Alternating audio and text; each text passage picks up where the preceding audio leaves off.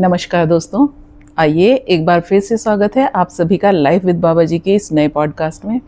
और आज का हमारा ये पॉडकास्ट कुछ ख़ास भी है क्योंकि ये 2024 की बात है जब हम लोग हैड़ा खान गए थे विश्व महाधाम। और हमारे बहुत ही प्यारे और रेस्पेक्टेड श्री राजेंद्र कुमार शर्मा जी, हमारे अंकल जी और आंटी हमारे साथ थे। और हमारा 3-4 दिन का ये ट्रिप था, हम वहाँ पे साथ ही थे। हमने बाबा जी के दर्शन किए और खूब बाबा जी के विषय में चर्चाएं की।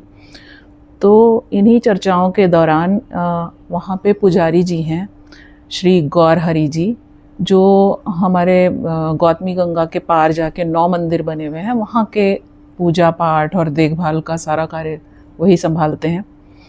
तो उनसे अंकल जी के साथ बैठ के कुछ चर्चाएं हुई। उन्होंने बाबा जी के बारे में हमें बहुत कुछ दिव्य अनुपम घटनाएं बताई और खुद अपने जीवन से संबंधित कुछ घटनाएं बताई। तो उन्हीं के बारे में आज का वीडियो है। और गौर हरि जी के बारे में कहा जाता है कि अगर अंकल जी ने भी हमें हमेशा बताया इस बारे में कि अगर हमें सच्चा कर्मयोगी देखना है तो हमें श्री गौर हरि जी को देखना चाहिए।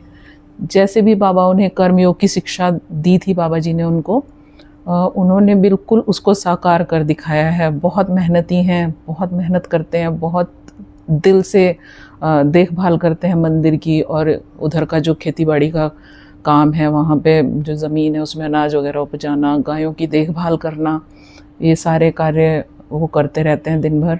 तो कहते हैं कि सच्चा कर्मयोगी देखना है तो गौर हरि जी को देखिए। तो बिल्कुल भी मैं देर नहीं करते हुए और आप सब लोगों को ज़्यादा इंतज़ार ना कराते हुए जल्दी से मिलवाती हूँ और हम शुरू करते हैं आज का पॉडकास्ट। ये बातचीत के कुछ अंश हैं, चर्चाएं हैं, जो आप भी सुनिए, आनंद उठाइए और ज़रूर आप इनसे जो भी आप शिक्षा ग्रहण कर सकें ज़रूर करिए। और यही बाबा जी से मेरी प्रार्थना है कि आपको जो भी इसमें, हालांकि उन्होंने बातें बोली हैं तो सारी बातें बहुत ही दिव्य और अनुपम हैं, तो जो भी आप उससे ग्रहण कर सकें वो ज़रूर ग्रहण करें। और ईश्वर आप सभी पर अपनी कृपा बनाए रखे। भोले बाबा की जय। और झट ऐसे चल दिए और मैं चुंबक की तरह से पीछे पीछे पीछे पीछे उनके कमरे में चला गया। फिर वहाँ और आप एक ही जन्म कहने ना जन्म जन्म होते। अरे भगवान की दया यार, दया खरी महाराज। तुमने भी तो हल्द्वानी में ही किया पहली बार। तुमने मैंने सबसे पहले दर्शन को राम प्रकाश बसी से किया और वहीं से मैं यहाँ मेरा यात्रा शुरू हुई। लेकिन मेरे को किसी को कृष्णा थी ना, कृष्णा हल्द्वानी वाली और मोहनी, मोहनी माई, कृष्णा माई। ये कृष्णा माई ने मेरे से कहा कि महाराज जी सिद्धि का अवतार है। तो मेरे मन में कोई ऐसा शंका नहीं आया कि वो नहीं है, जबकि मैंने मनुष्य दिखे थे, भगवान तो दिखे नहीं थे, लेकिन ये भाव नहीं आया कि वो नहीं है। इससे पहले मैंने नामदेव महाराज जी के दर्शन किए थे। हाँ, उनके साथ भी वो कृष्णा अभी जुड़ती हैं, पलिया में है। हाँ, वो हमारे सत्संग में आती है। अभी आए थे यहाँ बीच। अच्छा अच्छा, हाँ अभी बीच में मैंने सुना था कि दर्शन करके गए। वो भी आए थे। वो उनकी शिक्षा तो उन्होंने शुरू से देते रहे। मैं क्या कह रहा हूँ, ऐसी शिक्षा देते थे कि जो मैं कह रहा हूँ यहाँ से सुना और यहाँ से निकाल दिया। वो शिक्षा ये दी कि रोज महाराज जी जिस तरह अर्जुन को वो समझाते थे, लेकिन मैं अर्जुन तो नहीं ठहरा, मैं तो खाली मूर्ख ठहरा। अर्जुन के समझ में तो आता था, लेकिन मेरे मूर्ख के समझ में कुछ भी नहीं आता था। वो मेरे से बहुत बार कहते थे, जब मैं अकेले होता था अंदर, बाद में जब जाने लगे। लास्ट की यात्रा महाराज जी इलाहाबाद की करी थी, है ना, उसके बाद महाराज यात्रा कोई नहीं हुई। तो जब लास्ट यात्रा महाराज जी ने करी तो उसके बाद महाराज जी नहीं गए। और वो भोग जब लगता था, जिस समय लोग होते थे उस समय कुछ नहीं बोलते थे। जिस दिन वो और मैं अंदर होता था, वो मैं कुछ नहीं बोलता। मैं अपने फल में थोड़ा भोग के लिए फल वगैरह में लगा रहा था, सेब अनार है, तो वो अपने आप कभी कभी बोलते थे, गौरहरी इस दरवाजे में ये दरवाज़ा ठहरा, उसमें एक चिटकनी ठहरी। मेरे से बोले कि इसमें एक चिटकनी और लगा ले कर तू। तो मैंने कहा महाराज, बोले कि इसमें तेरे को डर लगता है तो एक चिटकनी और मार दी। महाराज मैंने कहा आपके होते मुझे क्या डर है। तो मुस्कुराने लगे। नहीं, मैं कहीं जब चले जाऊँ तो हंसने लगे। मैं जब कहीं चले जाऊँ तो, अब मैंने सोचा महाराज जी दिल्ली बम्बई जाते हैं, वो कहाँ जाते हैं, लेकिन वो मेरे को पहले संकेत दे दिया कि मैं चले जाऊँगा तो एक चिटकनी और मार ली इसमें दरवाजे में। तो कई चीज़ें देते थे वो। कई बार उन्होंने मेरे से ऐसा भी कहा कि गायों के बारे में कहा, उन्होंने कहा केवल तुझे तुझे तुझे तो केवल सेवा ही से मतलब होना चाहिए, दूध और बैली से तुझे क्या मतलब है।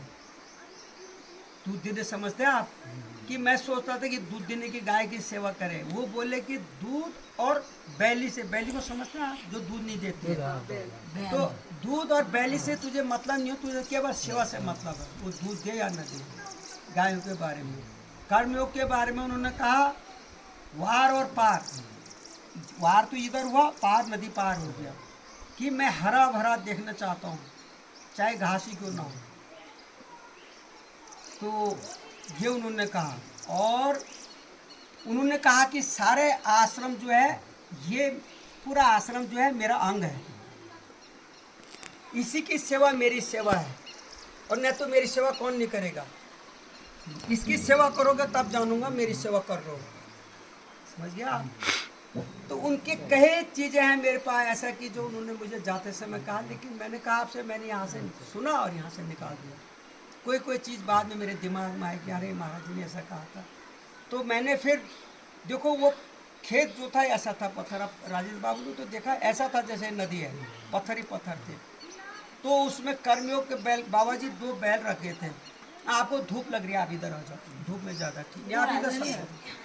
तो वो उसमें हम लोगों ने कर्म किया, हमने भी किया, भक्तों ने, महाराज जी उसका नाम कंपनी बाहर। आज वो खेत जो था 25 क्विंटल आपको गेहूँ देता है पूरे आश्रम के लिए, उसमें खाना। अब तो मैंने छोड़ भी दिया साल की, अब मैं नहीं कर सकता हूँ, मैंने उसको हटा दिया मैंने कहा भैया मेरे से सेवा नहीं होती है, अब वो ऐसे रहेगा। तो उसमें गाय के घास लगा के, तो वो कहे कुछ कहते थे लेकिन हमारे समझ नहीं। वो कहते थे, एक ये भी कहते थे कुछ नहीं है, एक आदमी ऑफिस में बैठता है और एक आदमी झाड़ू लगाता है, अगर यदि भाव से करता है मेरे लिए दोनों बराबर ही है।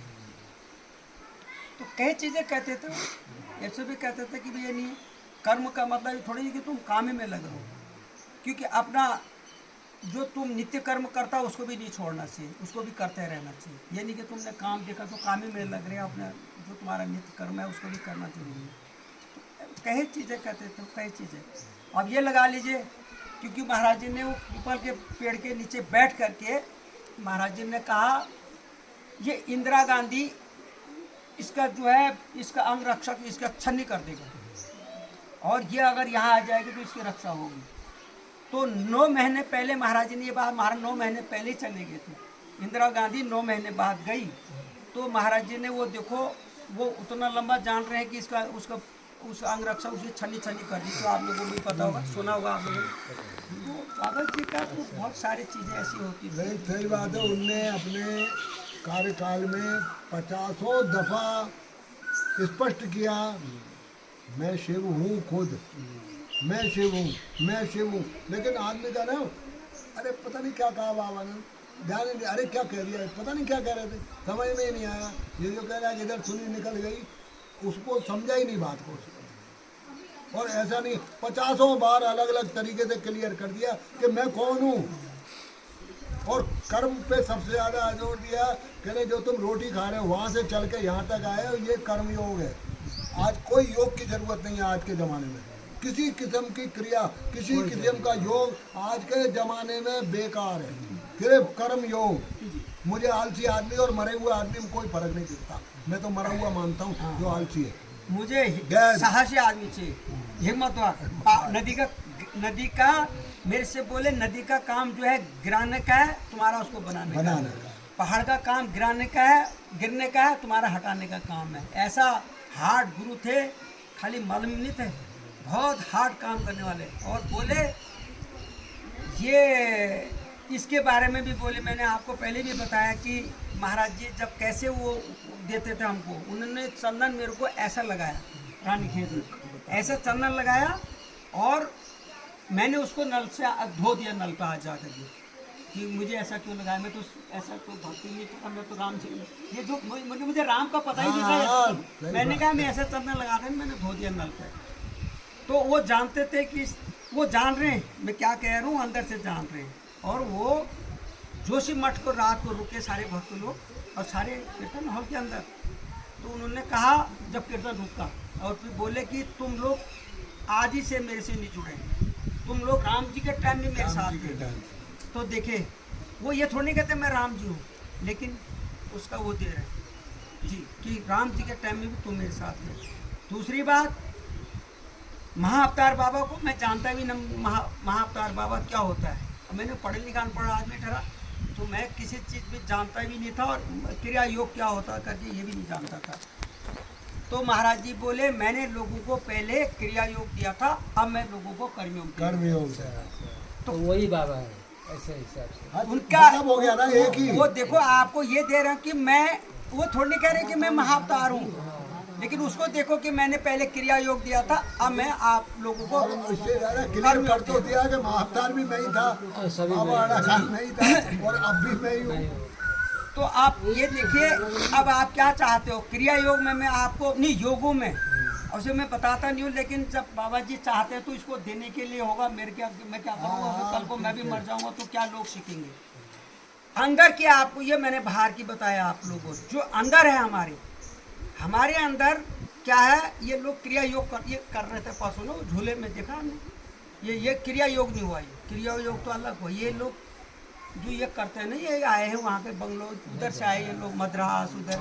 ये एक महाराज जी के टाइम में एक विदेशी था, एक अमेरिका, कहाँ का था वो, मक्खन सिंह, अमेरिका था, अमेरिका का था, लियोनार्ड नाम था, मक्खन सिंह। तो ये जो है एक रिवर्थिंग कहते हैं, क्या कहते हैं उसको, रिबर्थिंग, हाँ पुनर्जन्म। श्वास प्रश्वास जी। तो वो उस क्रिया को करता, अभी वही लोग बहुत कर रहे हैं उसको। तो मैं इसको बता रहा हूँ कि महाराज जी ने मेरी इच्छा थी कि मैं महाराज से, किसने वृंदावन का साधु था, जो वृंदावन हमारे रामायण में आते थे ना, तो 9 साधु आते थे, उनमें जो हेड होता था गुरु, उसमें एक गुरु ने कहा मेरे से कि तुम मेरे साथ चलो वृंदावन। अब मैंने सोचा मनी मन में, मैं भगवान के पास आया हूँ, मैं तुम्हारे पास वहाँ जाऊँ। उसने देखा कि जब मेरी तरफ नहीं ढल रहा है, तो उन्होंने मेरे से कहा कि तुम महाराज से गुरु दीक्षा ले लो। अगर वो मेरे को ऐसा नहीं कहता ना, तो मेरे दिमाग में आता ही नहीं था कि मैं गुरु दीक्षा महाराज से लूँ। उन्होंने मेरे दिमाग में तो गुरु दीक्षा जरूर लेना महाराज से। तो अब मैं गुरु दीक्षा के लिए मेरे पास तो हिम्मत ही नहीं ठहरे, महाराज जी मुझे गुरु दीक्षा देने को कौन कहेगा मुझे। डर के मारे वैसे भागते होते, तो कौन बोलेगा, कभी नहीं बोला। कभी अंदर से भाव हुए लेकिन बोल नहीं पाए, कोई नहीं बोलता। कितना इच्छा हुई, मैं इधर भागा उधर भागा, लास्ट में मैं यहाँ से चले गया। अब मैं महाराज तुम्हारे पास नहीं आऊँगा, मैं घर चले गया, अपने जहाँ जन्मभूमि वहाँ चले गया।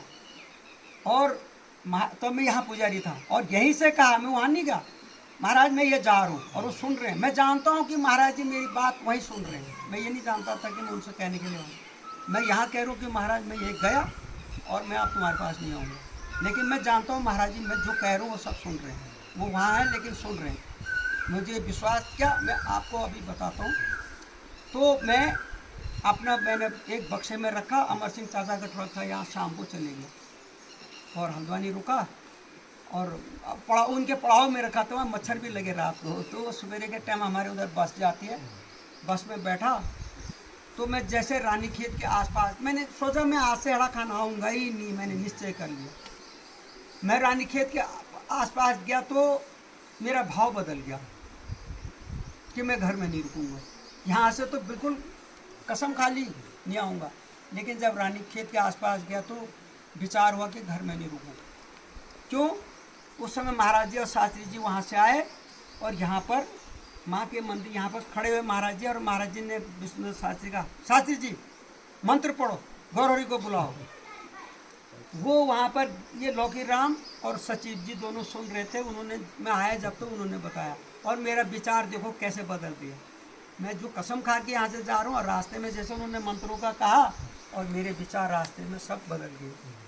मैं घर में गया तो वहाँ हमारा बांझ का जंगल पड़ता है, वो हमारे वहाँ जो है ड्यूटी लगती है, कभी आप जाएंगे कभी मैं जाऊँगा, ताकि बाहर के लोग जो बांझ में काटे, वो हम उस बांझ को हम इमरजेंसी में काटते जब घास नहीं रहती गायों के लिए।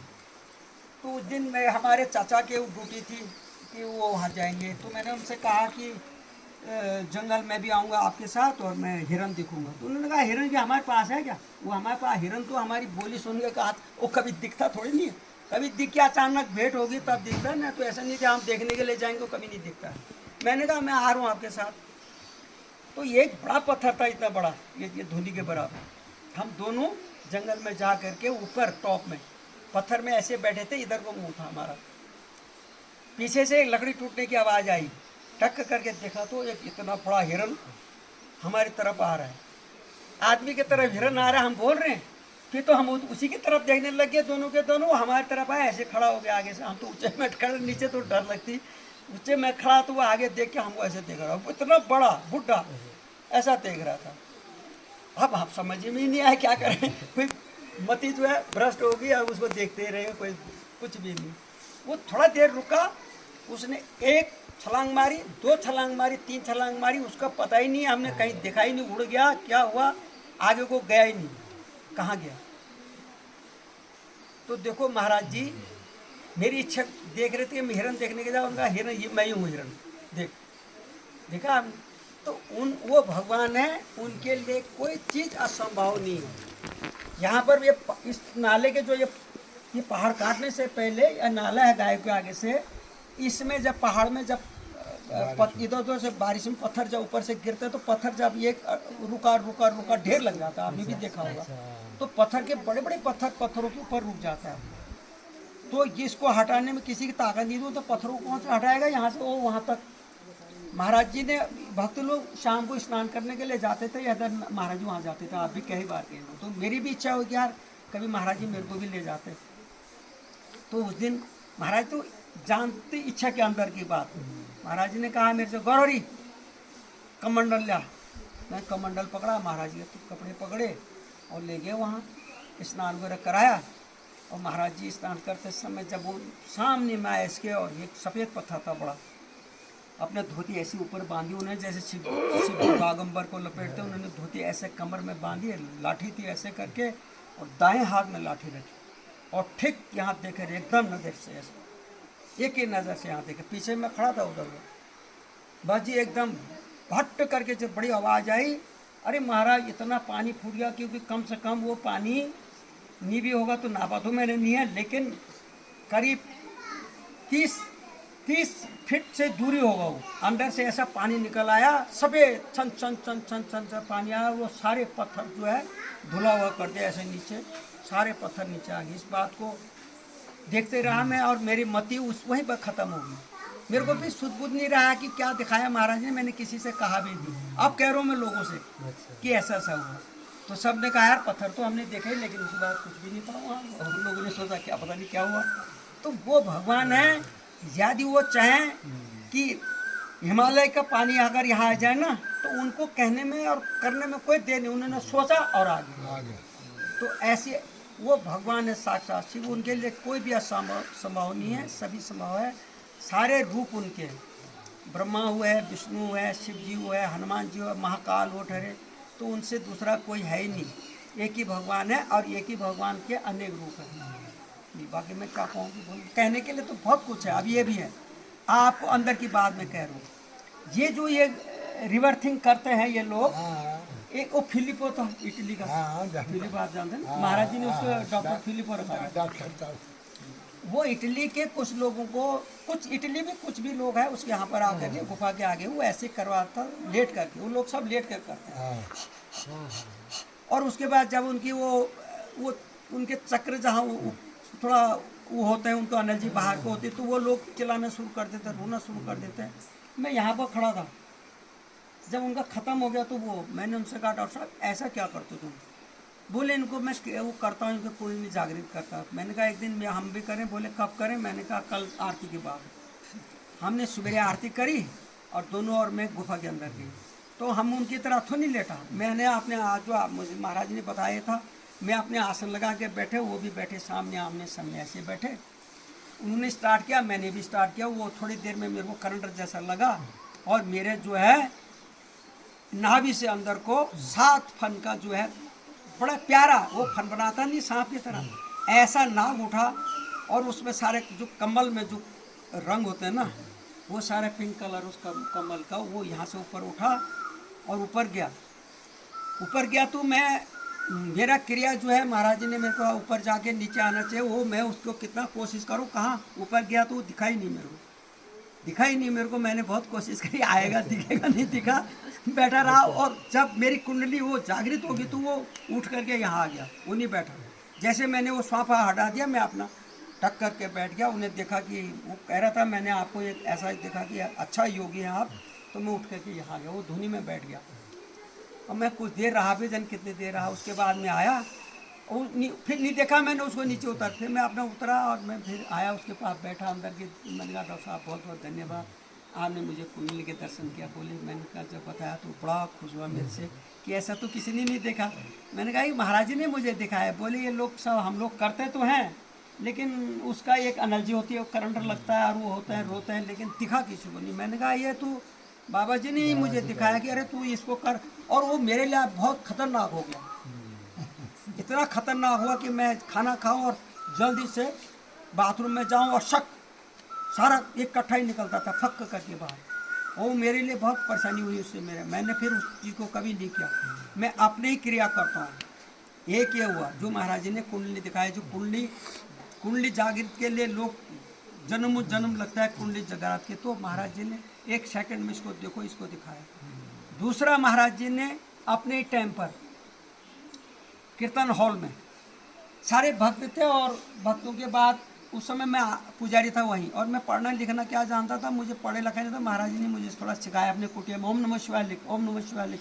तो मैं आरती की बुक ऐसे ले करके और देखा तो मेरे हाथ तो अपने आप ही बंद हो गया। तो महाराज जी को देख रहा हूँ अंदर, महाराज जी का मुंह मेरे यहाँ दिख रहा है, मैं उनको देख रहा हूँ, मेरे को दिख रहा है। फिर डर किस बात की, मैंने कहा मैं नहीं उठूँगा जब तक महाराज जी नहीं कहेंगे। तो मैं उनको ही देखते रहा और वो मेरे को देख रहा है, बस आँख बंद है और कानों से सुन रहा है। आरती खत्म हुई, लोगों ने प्रसाद बांटते हुए आपस में जाने क्या हुआ, लोगों ने मेरे को किसी ने नहीं छेड़ा। जब कोई चीज़ होती तो वो लोग भी नहीं छेड़ते हैं, किसी ने नहीं कहा मेरे से। लोगों ने जाने किसने प्रसाद बांटा और सब लोग चले गए हॉल के अंदर, मैं अकेले ठहरा।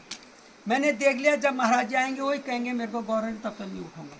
अब महाराज जी आए फिर, और आने की मुझे उनका कानून से पता चल रहा है कि महाराज जी पैरों से आ रहे हैं और महाराज जी आसन में बैठे।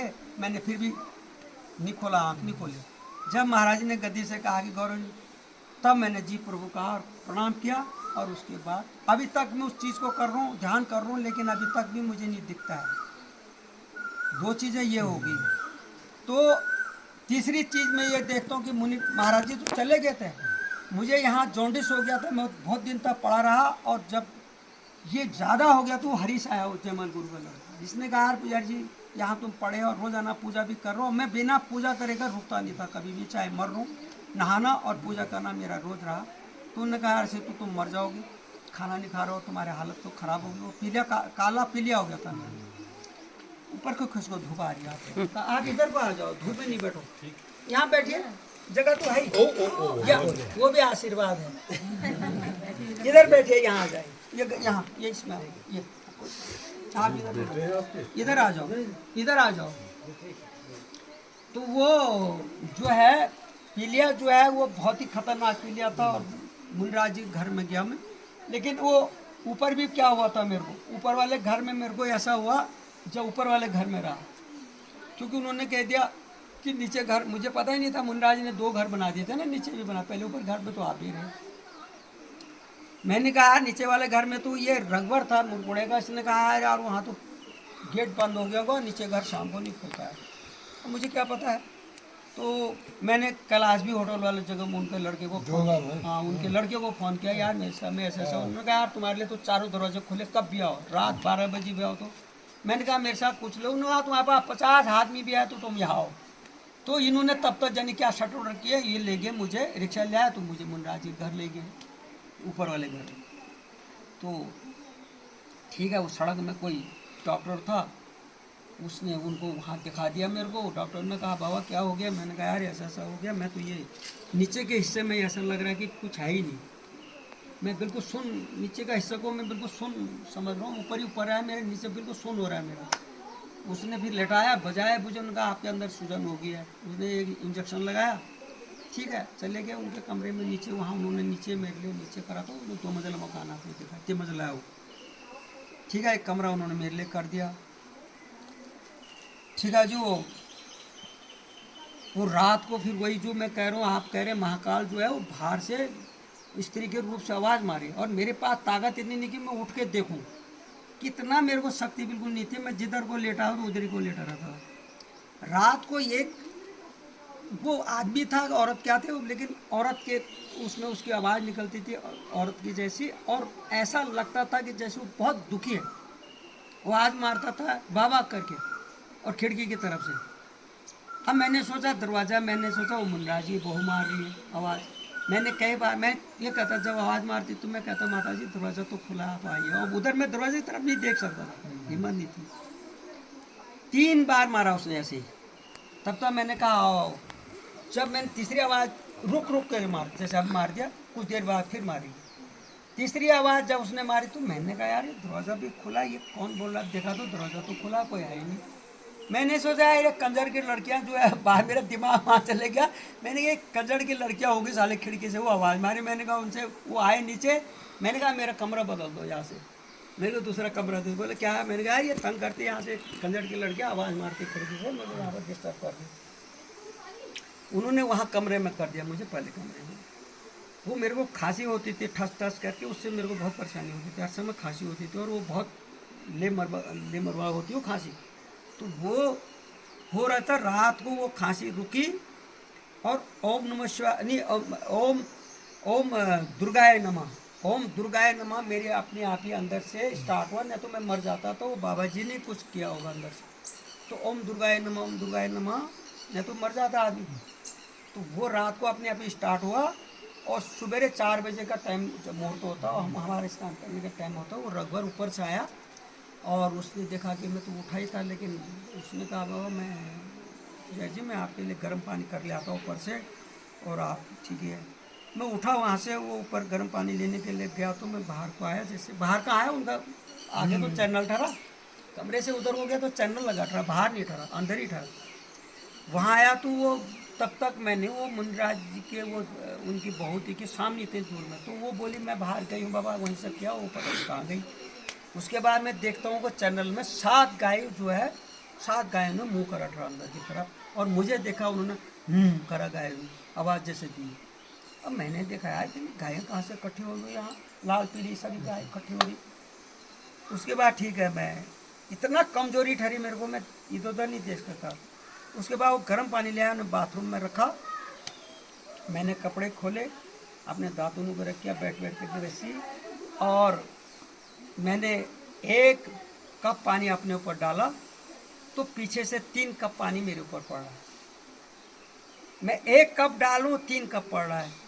अब मैंने सोचा यार मुंडा जी ने कह रखा, मैं देख जिस समय वो डालते थे वो उसमें मैं स्त्री के रूप में देखता, वो 3 स्त्री होती थी, और मैं इतने ही देखता था उनको ऊपर को, बाकी नहीं देखता था। इतना हिस्सा मुझे दिखाई देता था उनका आधा, और बाकी नहीं। मैंने कहा ये मुंडा जी ने कह रखा होगा अपनी बहू से, बेटे से, तो तुम उसके बाद पानी डालो। मैं 1 कप डालूँ, वो 3 कप डाले। जब तक मेरे बाल्टी ख़त्म नहीं हुई तब तक वो भी मैं डालूँ तो वो भी डाले। लास्ट में जब मेरा पानी ख़त्म हो गया, मैंने कहा ये डाल तो कौन रहा है, देखा तो कुछ भी नहीं, दीवार ठहरी, मैं अंदर ठहरा। तो देखिए त्रिवेणी ने मेरे को वहाँ पर स्नान कराया, मैं मर तो रहा था, त्रिवेणी ने वहाँ पर स्नान कराया। उसके बाद मैं बाहर आया कपड़ा, तब तक वो रिक्शा लेकर के वो, मैंने कहा मुझे गुरु जी के पास जाओ, मुनराज के नीचे कर। तब तक वो रिक्शा लेकर के वहाँ आ गए रघुवर। हम रिक्शा में बैठे तो जैसे मुनराज जी उस समय हवन की जैसे तैयार, चंदन लग के हवन की तैयारी कर रहे थे, और वो गया तो गंगा ने मुझे देखा, अरे क्या हो गया क्या हो गया। मैं काला हो गया था, बिल्कुल सूख करके ऐसा हो गया था, क्योंकि कई दिन तक पीलिया ने मेरा खाना पीना तो सब बंद था। तो पीलिया तो ऐसी बीमारी होती साला, आदमी को लीवर खराब तो आदमी मर जाता। तो उन्होंने ओम नमः शिवाय, आप दर्शन करिए फिर मैं आपको चंदन पीठा करूँगा। तो उन्होंने मुंडा जी ने जल्दी मेरे को टीका लगाया, और उसके बाद हवन हुआ। हवन के आरती के टाइम में वहाँ पर खड़े हो गए, तो उन्होंने आगे से मुंडा जी का आसन लगाया, पीछे से मेरे लगा दिए, बाकी भक्त लोग सब बैठ गए ऐसे करके। जब तक मुनिराज जी मेरे आगे बैठे तब तक तो ठीक था मैं। मुनिराज जी अब बाद में मुनिराज जी उठ करके वहाँ वो ऐसे वो लगा हुआ था पैर, मैंने देखा वहाँ देखा नहीं वो कौन से आँख से मैं देख रहा था, वो उसमें गए और ऐसे कर उन्होंने कोई इशारा किया तो वो सारे स्त्रियां जो है उन्होंने एक मेरे बीच में मैं ठहरा, और वो चारों तरफ से स्त्रियां मेरे एक गोल घेरा बना दिया। एक सफ़ेद कपड़ा था चौकुंडा, वो मेरे ऊपर डाल दिया, और ऐसे औरतें सब खड़े थे, मैं बीच में था, मेरे ऊपर एक कपड़ा डाल ऐसे करके डाला आगे को। और थोड़ा देर उसके अंदर रहा, उन्होंने कपड़ा फिर ऐसे जैसे बंद किया था ऐसा खोला, और उस अंदर जैसे पहले रेलगाड़ी के अंदर धुआं जाता था ना, सवेरे के टाइम जब रेलगाड़ी धुआं फेंकती थी ऐसे जाता था ऊपर को, ऐसे धुआं मेरे से ऊपर को गया और मैं उस धुआं को देखने लगा। तो वो गंगा बोली, गौरी मोक्ष नहीं, रिलैक्स। अब मैं हड़बड़ाया इधर उधर कि ये मेरे को क्या हो रहा है कर, मैं हड़बड़ाया, तब तक देखो तो सब लोग मंदिर में प्रणाम कर रहा। मैं तो शर्म से ये क्या हो रहा है, जबर ताकत तो नहीं ठहरी, लेकिन जबरदस्ती उठा तो मैं भी उनके पीछे प्रणाम करने लगी। अब वहाँ आया, प्रणाम करके आया, मुंडा जी अपने उस सोफे में बैठे ठहरे। मुंडा जी ने कहा तू लेट जाए यहाँ पर। अब मेरे पैर जो इधर मुंडा जी बैठे, इधर मेरे पैर जो है उनकी तरफ में इधर को लेटा। मुझे ये हो रहा था यार मेरे पैर मुंडा जी की तरफ हो रहा है, मैं बार बार कहूँ बाबूजी मेरे पैर आपकी तरफ, उन्होंने कहा बैठे लेटा रहा कोई बात। फिर मैं 2 बार फिर तीसरी बार फिर कहूँ कि मेरे पैर, उन्होंने कहा नहीं कोई बात नहीं तू लेटा रहा, एक ही बात है। तो थोड़ी देर उन्होंने कहा कि वो गौरव के लिए कमरे में जो है वहाँ सब लगाओ, उनके वहाँ बाथरूम जाने के लिए भी रहेगा, और वो बाहर बीमार है तो उनके लिए कमरे ये वाला करो। उन लोगों ने मेरे वहाँ कमरे जो है तैयार करे, उठा के मुझे कमरे के अंदर ले गए। उसके बाद मैं देखता हूँ तो मैंने जो देखा कि मेरे छत के ऊपर पहले भड़म भड़म हथौड़ा, छत के ऊपर हथौड़ा पड़ रहा है। उसके बाद देखता हूँ मैं कि मैंने एक आवाज़ मारी माँ करके, तो मेरे कानों, मैंने इनको देखा तो नहीं, है जमन भी वहीं ठहरा, रघुवर भी वहीं ठहरा और गंगा भी वहाँ ठहरी। जब मैंने माँ करके आवाज़ लगाया तो रघुवर ने और उसने कहा, जमन ने कि अब पुजारी जी ने माँ को आवाज़ मारी। जैसे मैंने आवाज़ मारी तो गंगा ने मुझे अपनी छाती से लगाया ऐसे करके, गौररी बोल मैं तुम्हारी माँ हूँ, क्या बात। तो गंगा कहती, बाद में गंगा ने मेरे से कहा जब मैंने छाती में आपको लगाया तो आपने कहा क्या बात, कुछ क्या है, ऐसा करके बोले। और मैंने उसके बाद देखा कि मेरे ये कपाट खुला, और ये कपाट खुला, ये कपाट कैसा था, ये देखो ये सिर वैसे तो खाली खपड़ होता है ये, लेकिन जब कपाट खुला तो ये पूरा कैसे खुला, कमल का फूल की तरह ऐसा होता है, इसमें खांचे ऐसा हुआ, और ऐसे ही जब ये खुला कपाट ऐसा हुआ, और इसमें से ऐसी उसके अंदर से एक द्रौपदी की जैसे चीर निकली, और वो पिंक कलर में यहाँ से निकलता गया और वो यहाँ लपटा माँ की। मैं कहा हल्द्वानी ठहरा, ये माँ के मंदिर में लिपटा, पिंक कलर इसमें लिपटा, और ये लिपट के ख़त्म हुआ, और मेरा फिर कपाट ऐसे ही बंद हुआ, ऐसे खांचे में ऐसे, समझ गए। तो ये चीज़ें सब कोई नहीं दिखाता है, केवल महाराज जी ही दिखाते हैं इन चीज़ों को। तो उसके बाद चलो मैं आप सब चीज़ छोड़ देता हूँ। उसके बाद में हेड़ा खान आया, और हेड़ा खान में यहाँ पर वो फूल सिंह उग्रव है इटली के, उन लोगों ने कहा अरे गौरव ये साला ये हर साल हम इतना रगड़ते हैं इसको, और ये हर बरसात में आगे हम रगड़ते हैं, और ये हम यहाँ खाना खाते तो ये उड़ करके हमारे मुँह में आते, ऐसे कलर, वो पहले पत्थर था ये। तो उन्होंने कहा इसको एक बार मार्बल क्यों नहीं करा है। मैंने कहा मार्बल कम लगा रखा तुमने इतने मंदिरों में मार्बल। तो बोले नहीं आजकल मार्बल एक कट पीस भी होती है, वो सस्ता होता है, जैसे मार्बल बड़े बड़े अलग होते हैं, कट पीस आता तो वो टुकड़े, तो जैसे भगवान ही करवाता है। हमने एक मिस्त्री आया यहाँ, उससे हमने बात करी, उन्होंने कहा हाँ, हमने कहा नाप इनको कितना होगा, तो सर वो आया नापा नूपा, और फिर बाबू से बात करी, मेरी पैसा, उन लोगों ने कहा पैसा हम करेंगे, फिर अब मेरे पास तो कुछ थोड़ी ठहरा, उन लोगों ने हम करेंगे, तो पैसा पूछा है, मैंने मुनराज को पैसे दिए, और हमने कहा बाबू जी ऐसा लगना है, तो ये पत्थर आया धौलपुर से आया, कहाँ से आया, ग्वालियर की तरफ से आया, एक जन कहाँ से आता है, तो ये लगा, तो उन सालों ने सब बेकार पत्थर लगा दिया, सब मंदिरों में लग गया, सारा पानी जितना सब बरसात में अंदर। मैंने अंदर पर्दा लगाया, इसमें एक प्लास्टिक का लगा, उसमें बीच में छेद करी और नीचे बाल्टी लगाया। मैंने कहा यार लोग कहते हैं कि हरिद्वार गए और क्या हरिद्वार नहाने के लिए, पाप भगाने के लिए हरिद्वार गए और कोड़ी होकर के घर आए। सो स्थिति मेरे साथ हो गई है। मैंने सोचा अच्छा होगा, और मेरी ये ऐसे हालत हो गई है। तो बहुत समय तक मेरे पास टेंशन रहा इसका। तो देखो फिर दोबारा कैसे हुआ, और लोगों ने फिर पैसे दोबारा, और सब लोगों के यहाँ से न्यूज़ जाती थी विदेशों में कि न्यूज़ आया, अब मंदिर सब तोड़ रहे हैं। तो आपका पीलिया फिर कैसे ठीक हुआ? मेरा पीलिया, ये भी आपने अच्छा उठाया क्वेश्चन, क्योंकि मुनिराज जी मेरे को रोजाना, हमारे पांडे प्रमोद था ना, प्रमोद पांडे जो है, मेरे को मुनिराज जी घर में था, उनकी ड्यूटी लगा रखी थी, इनको वहाँ डॉक्टर के पास सक्सेना से इलाज करवाते थे। सक्सेना को भी पता नहीं था कि इनको पीलिया हो गया, रोज मेरे को टैबलेट गोलियां देते थे, और मैं गोलियां से तो मेरे को ऐसा हो गया जैसे सब सिर में बांध दिए, मैं गोली नहीं खाता था। मेरे पीछे एक वो विदेशी रखी थी, क्या नाम, महादेव क्या रखा वो क्या था हमारा मुंडा जी उनका, बाबू वो क्या देवी थी वो जो मुंडा जी घर में रहती थी, क्या था उसका नाम, वो एक लेडीज जी थी वहाँ बहुत रही वो मुंडा से, रानीखेत भी आई होगी, मोटी मोटी बुढ़ी बुढ़ी पैरों के, क्या नाम था, महादेवी कुछ ऐसे ही नाम था, महादेवी। उसकी ड्यूटी लगा रखी थी, जमन की ड्यूटी लगा रखी थी, गौरवरी को दवाई तुम लोग दोगे, और मैं इनसे मना करता था, दवाई मैं खाता ही नहीं हूँ, लेकिन ये जबरदस्ती मेरे मुंह में ठोसते थे और मैं उससे परेशान रहता। कम से कम 1 हफ्ता तक इनकी दवाई चली और मैं बिल्कुल और पीलिया हो गया। मेरे जो है पोटी जो है बिल्कुल सफ़ेद, लघु शंका एकदम कथा की तरह टपक रहा है, लेकिन मुझे ऐसा हो गया, मैं कैसे बताऊं, मुझे शर्म आई और मैंने किसी को बताया नहीं। मेरी ये स्थिति होगी कि जहाँ ये चीज़ हो जाता है वहाँ तो आदमी मर जाता है, तो मैंने किसी को नहीं बताया। और मेरे जो पीलिया आपने कहा कि कैसे ठीक हुआ, मैंने उस दिन कहा कि महाराज मेरा अल्ट्रासाउंड कराओ 1 हफ्ते में। मैंने कहा अल्ट्रासाउंड कराओ प्रमोद जी से, मैंने कहा, तो मुझे ले गया और उन्होंने डॉक्टर साहब से कहा कि ये कह रहे हैं कि मेरा अल्ट्रासाउंड कराओ। तब डॉक्टर मेरी आँख खोल के देखता है तो कहता है इनको पीलिया हो गया, हंस रहा है फिर मैं तो मर जाता हंस रहा है। वहाँ से ले आए, वो ऊपर बाबूजी की दुकान पटेल चौक में था, पटेल चौक में सबने कह दिया कि इनको पीलिया हो गया, पीलिया हो गया। तो उतने देर में ठीक है, वो मैं पहले वो अल्ट्रासाउंड के लिए ले गया नीचे मंगलपुरा में, तो अल्ट्रासाउंड ने देखा कि उनके पेट में तो कुछ है नहीं भाई, उनको अल्ट्रासाउंड तब होगा जब पेट में कुछ होगा, तो कैसे मैं एक्सरे लूँ, कुछ पिला से दिया आसपास के क्या हो गया, तो आप सुबह आ जाओ, बमेटा कोई गन्ना फार्म है, उसके बगल एक फार्म है गन्ना फार्म में बमेटा जी, वो सुबह सूर्य जाने से पहले आना पड़ता, वो इसका मंत्र।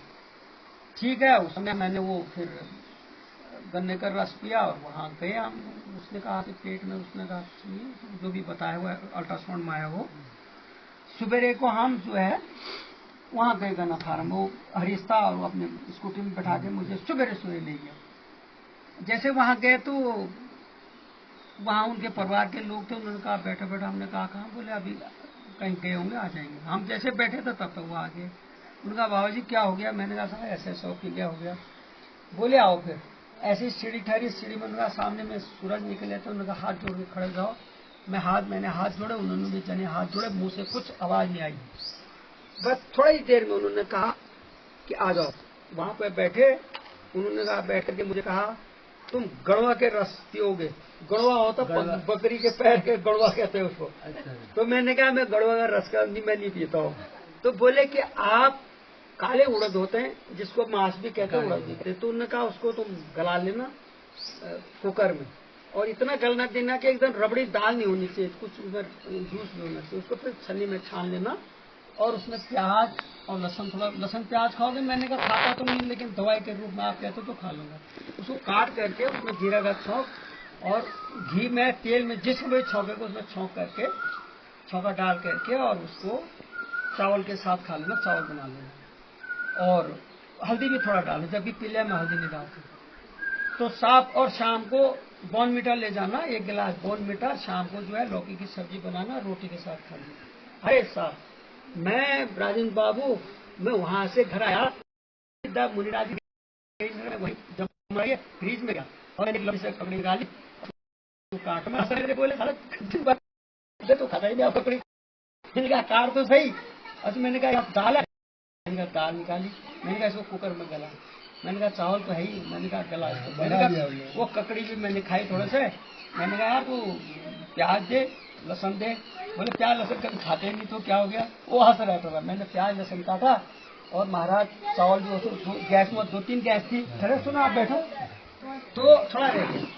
तो सर वहीं पर चावल भी बने और मैंने वैसे करके इतने से चावल खा लिए। और जमन साला ऐसा हंस रहा था, उन्होंने कहा यार ये क्या हो गया तुमको। दिन में बाबूजी आए खाना खाने के लिए, मैंने बाबू से कहा मैं कल सवेरे जो हैरा खान चले जाऊंगा। तो उन्होंने कहा यार तू जान, बीमार हो रहा है वहाँ बीमार पड़ेगा और तू। मैंने कहा नहीं मैं ठीक हो, वो ज्यादा बोलते नहीं। तो उन्होंने कहा तू जान, फिर बीमार होगा तो। शाम में दूसरे दिन पैदल, जबकि यहाँ ये मलबा गिरा था, यहाँ उधर गाड़ियां नहीं आ रही थी। कार गोदाम से ऊपर गए हम फिर उसके बाद वहाँ ऊपर चढ़े, फिर उसके बाद गाड़ी वहाँ से, और यहाँ भी पैदल ही था, जैसे यहाँ गाड़ी थोड़ी आती। तो पिलिया देखो कहाँ गया, सुमंत।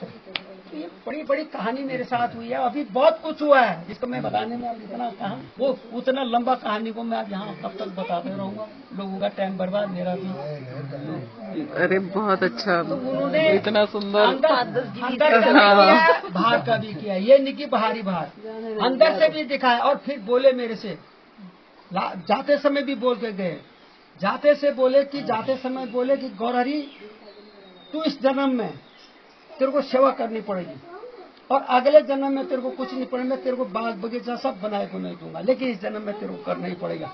तो देख लिए वो सब चीज दिखाया, और उसके बाद समाप्ति भी कर दिया, सेवा कर, सेवा में रहे। मैंने कहा था जैसे भी आप चाहते हो, मैं तो तुम्हारे शरण में, तो मुझे कहीं फेंको, नर्क में स्वर्ग में फेंको, हमें तो सेवा करनी है, आपके पास आए हैं, हम कुछ नहीं करते। तो उन्होंने भोले बाबा की जय। जीवन काल में बहुत से भक्त रहे बाबा के, बहुत से रहे। बाबा के जाने के बाद हमने भी जीवन इतना गुजार लिया, 80 साल में अभी 1 साल कम है। बहुत गिने चुने लोग हैं जिनको देखा हो, जिन्होंने बाबा ने जो कहा था उस पर कम से कम चलने की कोशिश करी। तो मैं बहुत 6 साल बाद आया हूँ, लेकिन मैं भारी बात था, मैंने कहा देखो कर्मयोग अगर देखना है, मैंने कहा हेड़ा खान जाओ और गौरहरी को देखो। वही हो, तीनों लोग के मालिक है, ये खाली नहीं, बिल्कुल, ये कोई मुंह से नहीं है। वो अगर दिखाना चाहते हैं ना तो क्या नहीं दिखाते हैं, लेकिन वो जादू की तरह नहीं है। महाराज जी कहते हैं मेरा एक ही बहुत है, एक ही बहुत है, मुझे भेड़ बकरी की तरह नहीं चाहिए लगानी है। तो वो भगवान है। बोले दुनिया समझती है, मैं संसार में परिवर्तन करने आया हूँ, तो मैं कितने लोग लगे, मुझे नहीं चाहिएगा। मैं तो ये 2-4 भगवान थोड़े मेरे भक्त पुराने के द्वारा पूरे संसार में परिवर्तन कर दूंगा। कर ही दिया उन्होंने। दिया। हाँ देखो विदेशों में देखो, जो लोग हमारे आरती पूजा नहीं जानते, वहाँ मूर्ति पूजा हो रही है, हवन हो रहा है, सत्संग हो रहा है, हमसे ज्यादा अच्छा कर रहे हैं। आप तो बाहर गए हैं। फिर अगर आप हेड़ा खान बाबा जी के बारे में और ज़्यादा जानकारी चाहते हैं तो डिस्क्रिप्शन में दिए गए लिंक पर क्लिक करें और इस वीडियो को ज़्यादा से ज़्यादा लाइक, शेयर और सब्सक्राइब करें। Thank you.